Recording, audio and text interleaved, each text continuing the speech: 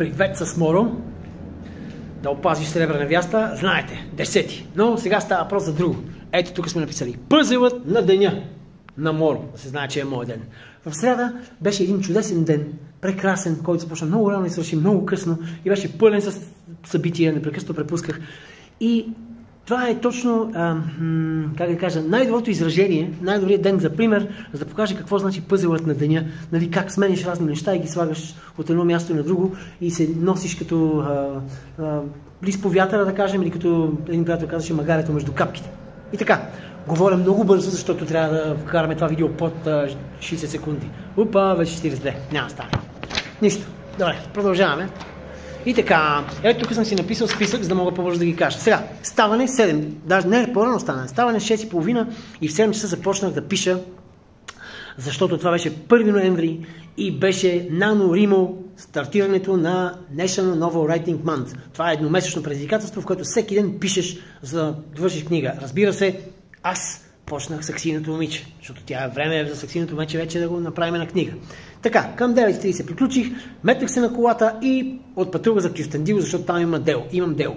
Към 12 часа някъде пристигнах, известно време търсих за паркиране и 12 и нещо бях вече в общината. В общината трябваше да си взема просто едно удостоверение, оказа се, че не може да си взема удостоверение, защото то някакси не е пуснато, не е и какво си. А аз имах до заседанието, къде трябваше да го представя, имах до заседанието към 40 минути. Слава го, обаче една много отзивчива жена, казваше се Бояна. Видях там на табелката. Да, това жените, които се казват Бояна, са много, много специални. И така, ако видите някоя жена, където е било, на гише, на еди какво си, когато се казва така, и трябва да извърши някаква услуга, да знаете, че е супер. Да. И така, успях аз да го гепа и в 1 часа вече бях, нали, пред залата. Супер. Нали, разбира се, заседанието леко се забави, залата се обърка и така нататък. Трябваше да разпитвам там и психиатри. Супер. 1 час спектакъл с психиатри, страхотно. Ще видите, с Саксийното момиче със сигурност ще има отзвук вътре в това. И така.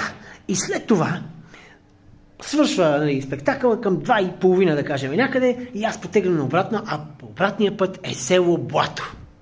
Ще видите. Да, в Кюстендил, даже на едно място видях, понеже този път правих спектакъл в Кюстендилски окръжен съд, но миналия път, като бях в Кюстендил, правих спектакъл в читалището и правихме Земя на копнежи. Ето я. И така.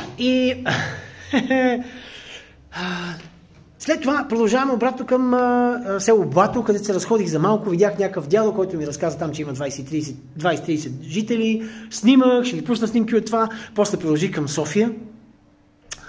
Защото на летището в 6:30 кацаше майка ми с внукчето си, т.е. с моя син, връщащи се от Малта, трябваше да ги взема. Взимам ги аз, хвърлям майка ми, след това, той си иска да кажа, закарваме до тях, нали, не изхвърлям. След това отивам в...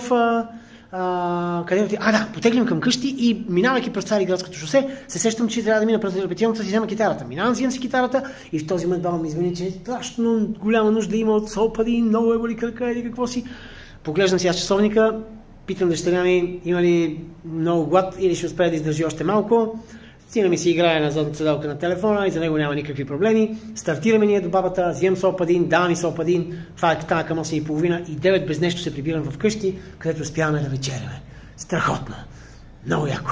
След което се чуя, седя си аз така и просто изведнъж нещо някакъв съклет и си викам, дали не мога да свърша нещо днес?